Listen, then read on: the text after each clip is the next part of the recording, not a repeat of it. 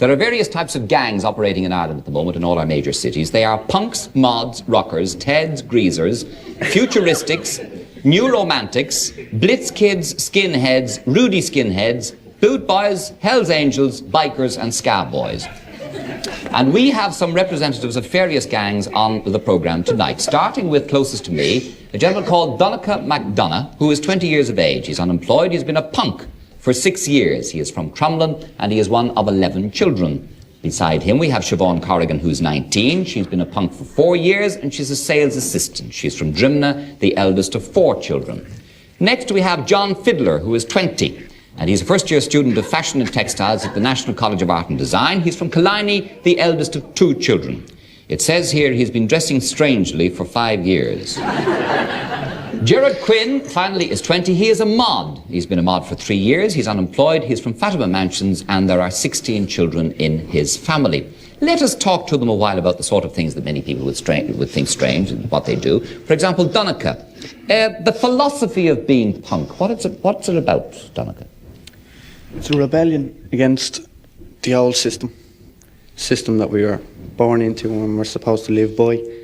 But we don't agree with today's system, so we rebel against it in our appearance, the way we dress and the way we think, mainly. Are you into violence, Donnacha, at all? Well, it's centred around us because a lot of straight people have a violent attitude towards us and everyone seems to think it's us that are the violent people, but we're not. Quite the opposite. And how do the other members of your family, there were 11 children in the family altogether, how do they react and how did they react when you started dressing the way you are? Well, they reacted strangely at the start, but after a matter of years they just kind of get used to you, so just don't think about you, you know. And you're unemployed, I know. What do you do all day with yourself? Not much. Not much. Well, I mean, do you go into town every day and walk around? Basically just stay at home, sit around. Yes, and do you go out at night? No, there's nowhere to go. And nowhere they let you in. How do you mean there's nowhere they let you in? No pubs or clubs, discotheques, nothing. They even don't let you into some restaurants. They just won't let you in? Just basically won't. They think you're trouble. Well, is there anywhere in Dublin that you are allowed in? There's one pub. That's basically it. It's on... One pub? Yeah. And you all presumably foregather there then, do you? Well, a few of us, we keep it numbers down so there's no trouble. Yes. Well, why do it then, Donnacha, if life is made so difficult for you? It's a challenge. A challenge? Challenge against whom? Against everyone around us apart from ourselves. Like anyone that tries to dictate us. We rebel against our dictation.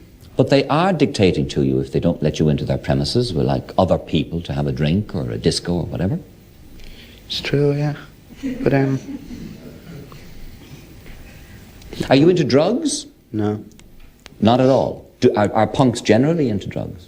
Not really, no. I suppose I'll try it once or twice. Yes. Do you have trouble with the police? Sometimes, yeah. Like what sort of trouble? Well, we've nowhere to go, so we generally end up standing around places like Stephen's Green, and they find us a threat, or the public find us a threat, where we just stand, think we're going to harass them or something. Mm. So the police generally come along and move you along, and then sometimes it gets complicated. Yeah. It goes from there. But you reckon that you don't ask for trouble? No, we don't. Now, you've been a punk for 6 years. How long more do you think you can go on being a punk? Till death. Till death? And what do you live on in terms of money? The dole. You live on the dole? The famous dole. And how much money would you spend on clothes, for example, every year? About £10, if even that. Yeah, and do your family... I mean, what about your mother up in Crumlin now? What do you feel about her? Not much, really. Just that she's my mother and... Yeah. Like, you have your love for your mother and that's it. Yeah, what way you look like doesn't change that. Like. Yes, and do you have love for your mother? Oh, yeah. Yes, and are you good to her? Well, to my best ability, yeah. Yes. I mean, do you give her money every week or anything? Ah, yeah. You do? Yeah. Out of the dole? So how much would you say you're living on per week? Yourself now, how much money would you... About £8. £8. If even that, some weeks. Yes, a week. All right, now Siobhan Corrigan, good day to you. And what about your parents' attitudes? How do they react? Well, like in the beginning, like, was shock. Oh no, And then, like, they thought it was like a phase I'd grow out of. So I say, give her another 3 months or 4 months, Yeah. But like, I've seen it's gone on so long. Like, they realised that I don't get into trouble or anything like that. And I'm hopefully not offending anybody by the way I dress.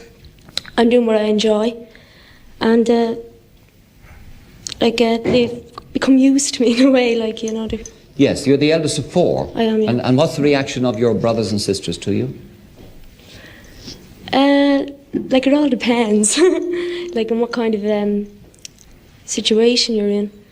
Because, like, if naturally you're being nice to them, saying, here's your money or here's some sweets or something, they're going to be, oh, great, yeah, you're great, But, if you're arguing or anything with them, it's the total opposite, like, stay you and all this, so. And why do you dress the way you do? Why do you... Well, I like the dress, for a start. And then you're being different, like, you're not just falling in with the usual crowd, like, And then I feel quite comfortable in the way I dress, Yes, and what about, were you, if you're a punk for 4 years and you're 19, you must have started in school. Yeah. What school were you in? Loretta College. And you started this lark? In school, yeah. Yes. And what was their reaction? Like, today I got a streak in my hair with some blue in it. I was called down to the head office. And the sister asked me had I got an operation on the side of my head. And we weren't allowed to wear nail varnish. They're still not. But like, I was wearing this bright green nail varnish from the weekend and I was trying to hide it. And I kind of went, oh, I suppose that's to match our uniform, because I was a green uniform, so. And were you suspended? Well, no, I wasn't. I didn't get into much trouble over that. Yeah, and they got used to you too, did they? They did, yeah. They got... Eventually. To live with. Yes. So you never had any major disagreement with them. John Fiddler, first-year student of fashion and textiles, National College of Art and Design from Killiney. 2 children in your family. What do you consider yourself to be, John? Well, I wouldn't call myself anything. I wouldn't put myself in any category at all. I'm just quite a normal person, really. But I mean, under the various categories that we have of punks, mods, rockers, Teds, greasers, futuristics, new romantics, what would you be more inclined towards? Well, I wouldn't be inclined to any of them, but just the last 5 years, whatever's gone along the last 5 years, that's what's influenced me, like music-wise or style-wise. So yes, that's what I am. Now you're obviously wearing eye makeup and eyeshadow and so on. Yeah, a little bit. And what is that in your nose? It's a stud. A stud. Yeah. Yeah. Yes. Why particularly do you wear makeup? Well, under these bright lights, you'd show up all the spots and pimples if you didn't wear it. But do you wear the makeup during the day? Well, it depends. I mean, when you get up in the morning, it depends whether you want to put it on. A bit of foundation will do you the world of good. Well, I mean, if you've ever gone into Dublin during the day, you come out and your face is just filthy. It's all black bits over it and everything, But you can just wipe it all off if you've got makeup on and your skin's as fresh as a daisy. What about your parents' reaction to you in Killiney, John? What was... I don't know what in Killiney's got to do with it. But yes, they thought it was a phase I was going through. And so did I, but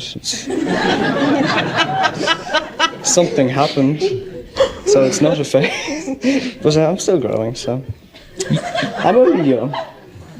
So, well, I mean, do you live at home? I do, yeah. Yes, and what do your parents ever discuss this? Do you think they're upset about it, or do they? No, they know what I'm like. I mean, my hair is, that's just my hair, They know what kind of a person I am. Yes. That's what matters. And do you think they worry about neighbours and? Oh yeah, they do, of course. But I mean, that's the neighbours' fault for sort of making them worry in the first place. Yes. Do you have to work? Do you have to work hard to get your hair like that, John? Or? Well, it depends what kind of a hurry I'm in. Like, I've had time to do it for tonight. Of course, I've done it especially for you. I wouldn't wear this to breakfast. It would take too long to make. You wouldn't wear it to breakfast, yes? No, I wouldn't. Well, thank you for making the effort for the late show. I thought I'd give you something that would be exciting. Yes, indeed. Well,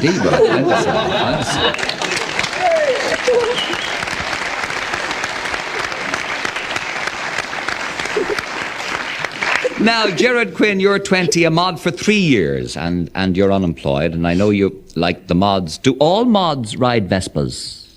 Well, if you have the money, you ride a Vespa gig. Yeah. How much is a Vespa running at now in cash? Well, they're all different prices. Well, say like 1,400. £1,400. And then how much are you stung for insurance on that? £400. Yeah. What is the thing about Vespas? And I mean, specifically Vespas. There are other scooters on the market, but you all ride Vespas. Why that? Because you can't get a Lambretta in this country. Oh.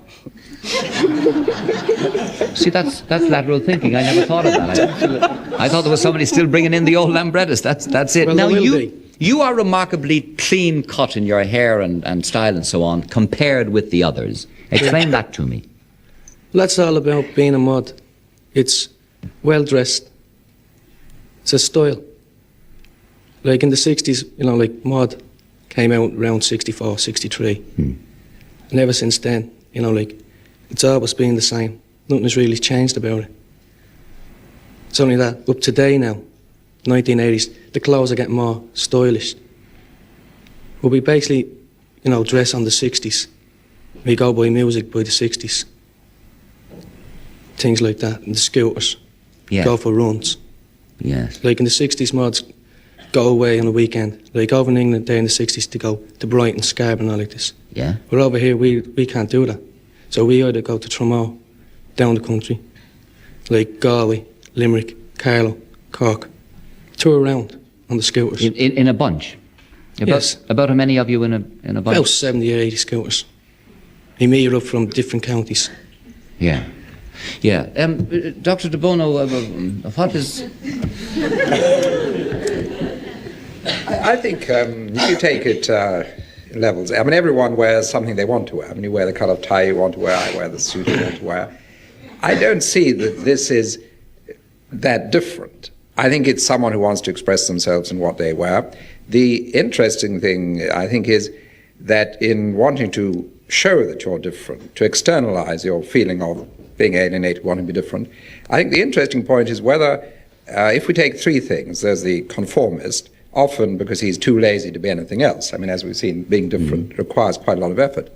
Then there's the eccentric, who really is an eccentric, who really is just doesn't care about anything. But I think here it's really belonging to another group. It's opting out of the major group, but really in a sense belonging to another group.